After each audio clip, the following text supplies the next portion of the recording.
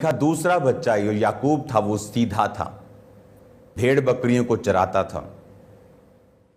और वचन कहता है एक दिन जब याकूब दाल पका रहा था तो एसाव आया और उसने कहा तू क्या पका रहा है ये लाल वस्तु। उसने कहा ये दाल है।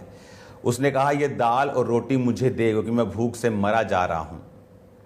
याकूब ने कहा मैं ये दाल और ये रोटी तुझे दे दूंगा, तू अपने पहलोठे होने का अधिकार मुझे दे दे। क्योंकि वो जुड़वा थे लेकिन पहले एसाव जन्मा था।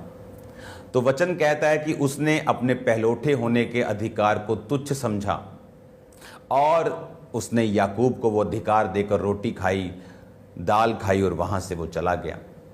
जब आशीष पाने का समय आया, जब इसहाक बूढ़ा हो गया और उसने कहा कि एसाव तू बड़ा है, जा और शिकार करके लेके आ और ताकि मैं खाऊं और कोई अच्छी वस्तु खाकर मैं तुझे आशीर्वाद दूं। इसहाक खरबोंपति इंसान था, तो वो कोई ऐसा मत समझना कोई गरीब इंसान कह रहा है कि मुझे कुछ खिला तो मैं तुझे आशीर्वाद दूं कि रब तेरा हुन पला करे। नहीं, ऐसा नहीं था।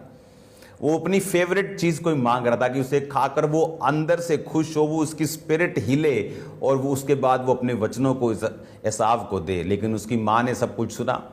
याकूब को उसने धोखे से भेजा कि जा तू वो बरकत ले ले।